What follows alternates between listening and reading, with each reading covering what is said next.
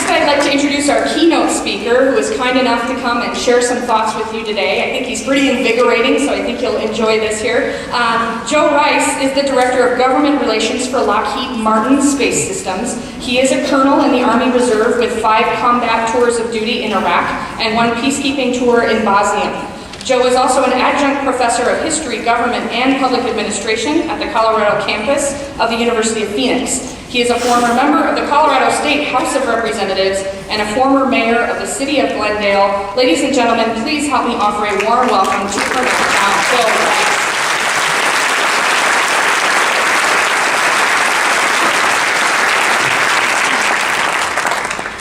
So congratulations to each of you.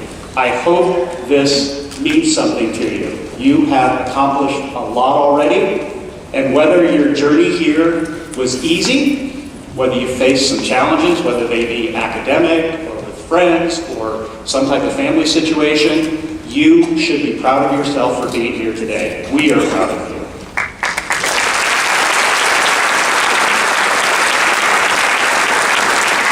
And I hope that you will go on to many more accomplishments. This is one of those periods where we give you a little recognition, some well-deserved attention for what you have accomplished. You will have more opportunities for recognition and accomplishment in the future, and you will probably, almost certainly, face some sort of challenges in your journey in life, whether it's your next few years of school or whether it's after that when you enter the workforce and go on with the rest of your life. But I hope that you will understand that every challenge you have the capability to meet, you have already demonstrated your ability to overcome and to accomplish much, and you have a lot of friends and family that you should always be able to reach out to, and also make sure that you are there for others who may need you in their moment of challenge to help them along. Again, whether it's academic, personal, or some other type of thing, we all depend upon each other as a community, and I hope that you are honored to serve a role to help somebody else, as you have also been honored for your own individual accomplishments. So it's my job today to talk to you a little bit about space. So I work for Lockheed Martin Space Systems. Colorado is actually the #1 aerospace state in the country. We have more people employed in aerospace in Colorado per capita than any other state in the country.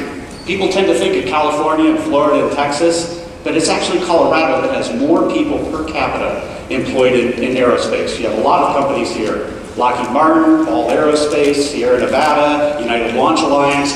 Probably some of your parents out here work for some of these companies that I have just mentioned. And there are many things that you could go on in your careers ultimately to do, whether it's medicine or business or some other type of professional endeavor. But I hope that some of you join us on the journey to Mars. I hope some of you help make that journey possible, to Mars, to the moon, to put a research station somewhere off this Earth beyond the International Space Station. That you help contribute to advancements in space that benefit life here on Earth as well. Because that is why we explore, that is why we push the bounds of innovation and technology, is to bring benefit to humankind here on Earth.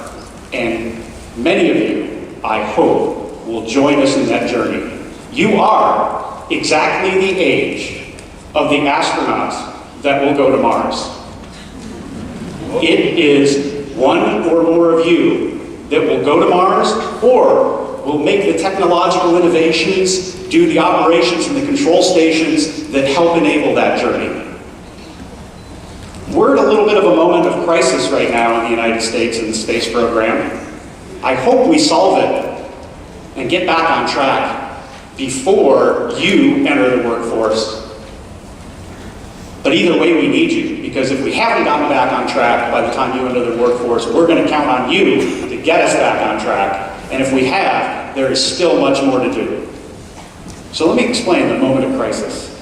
Since the dawn of the space age in the 1960s, when we as the human race started putting people into space, there have always been 2 nations that had the capability to put people into space: the Soviet Union and the United States.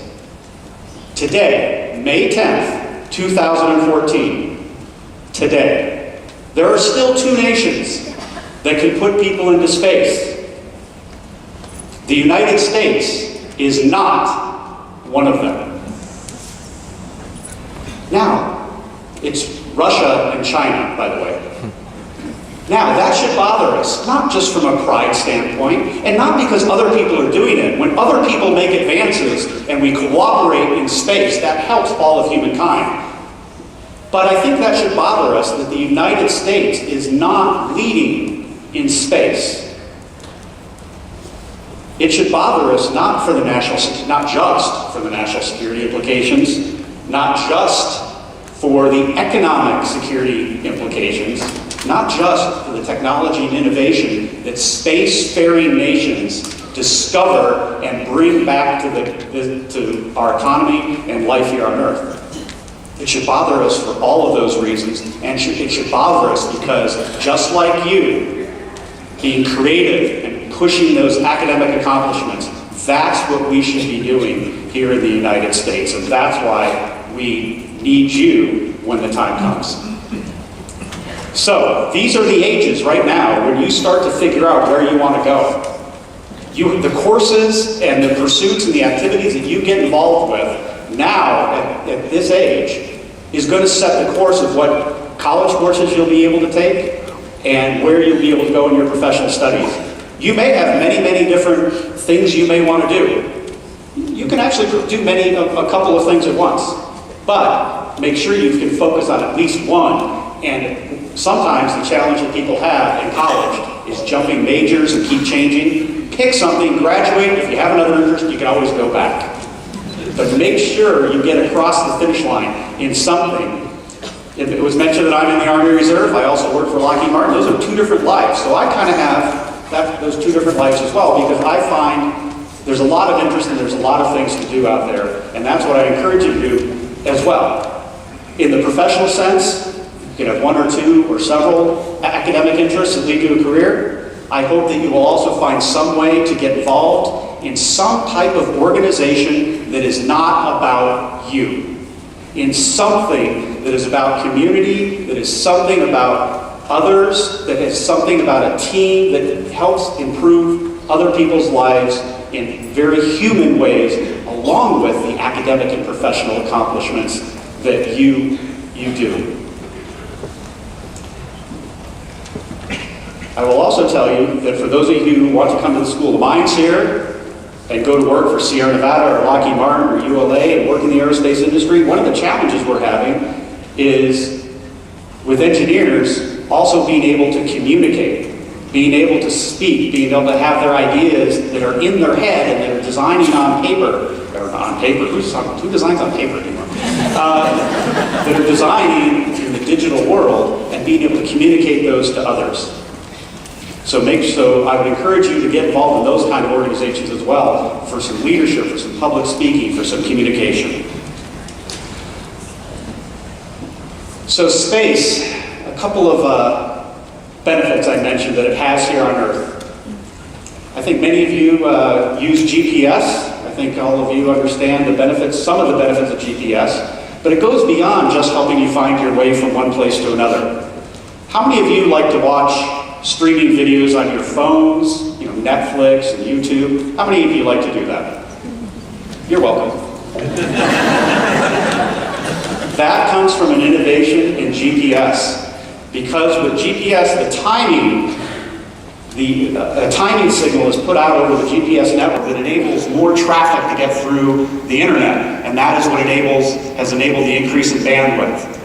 Let me talk about something else that's a little more serious than just that. There's a fair chance that somebody in this audience, and many of you probably know somebody who had breast cancer, for instance, a family member, a friend. There's a fair chance that they are alive today because of a mistake in the space program. Sometimes mistakes and fumbles help lead you to even greater accomplishments than you envisioned.